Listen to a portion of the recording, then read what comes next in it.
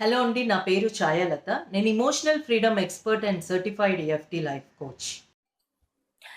ఆఫీస్‌లో ఉండి school function ఫోటోలు చూస్తూ అక్కడ నేను ఉండాలి కదా అని అనిపించి బాధపడుతున్నారా?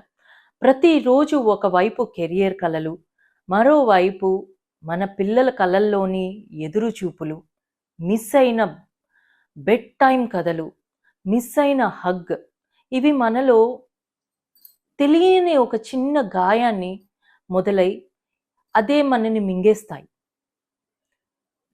సో దీనికి సొల్యూషన్ ఏంటి?